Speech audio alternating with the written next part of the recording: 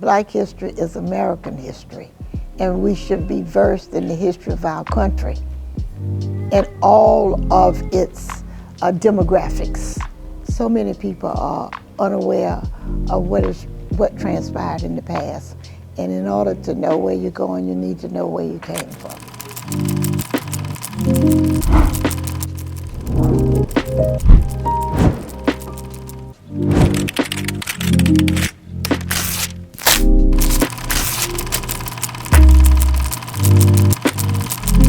The Chitlin Circuit is the foundation of live Black theater entertainment.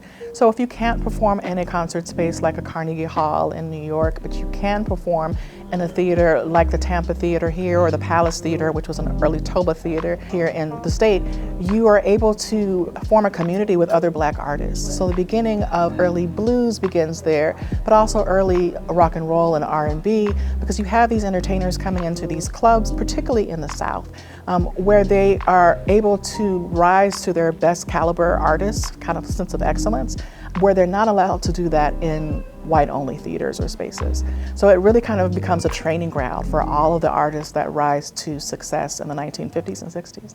So the Chitlin Circuit is an untold story of American history. It was hugely important, but there really isn't a lot of academic or intellectual work on it. We assembled the panel, which includes people who knew the Chitlin Circuit, who knew the venues in Tampa, who knew people who were on the Chitlin Circuit, but we also wanted to make it available to a lot of people. So when we talked to the History Center, they realized it fit perfectly into their Florida Conversations series. And if we took one of those slots, it would have a built-in audience in addition to a broader audience.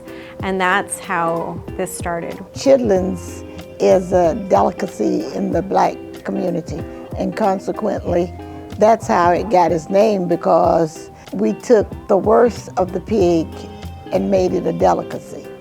So naming the Chitlin Circuit after Chitlins is like looking at a second-tier circuit of live performance theaters that, in the middle of segregation, was meant to host Black performances for Black audiences, but it wasn't considered mainstream concert venues or theaters. You think about all these big venues and all what's going on now with Beyonce and Miss Swift, you know? It all originated from the Chitlin Circuit, the concept of traveling and creating musical venues so that Black people could enjoy the many genres of music, jazz, rhythm and blues. There are hundreds of artists that started on the Chitlin Circuit and the Toba Circuit. James Brown, Ray Charles, even the Christian music, the church music. Sister Rosetta Tharpe used to come here. Everybody came, every genre. Tampa had a huge part in the Chitlin Circuit.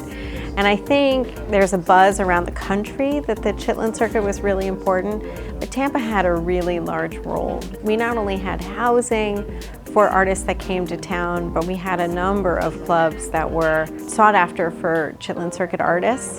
And I think that's great that we're able to include this now in the history of our city and also the history of American jazz. So in Tampa Bay, most of the theaters that were part of the Chitlin Circuit were on Central Avenue. So you have Joyner's clubs, but they're predated by clubs or theaters like the Palace Theater on Zack and Tampa Streets.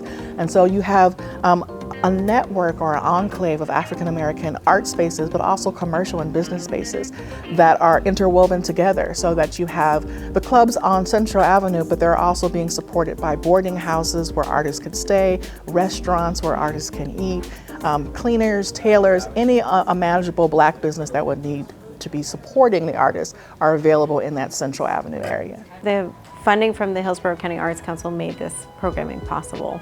Without grants from places like the Arts Council of Hillsborough, you wouldn't be able to have programs like this that talk about the origins of blues and jazz and R&B, but you also wouldn't be able to include the livelihood or help the livelihood of the artists who are also part of the program.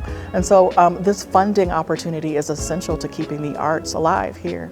Stories like the Chitlin Circuit and the artists that gave it life are essential to looking at the development of African American history, which is essential to looking at the development of American history, right? It's part and parcel, one and the same.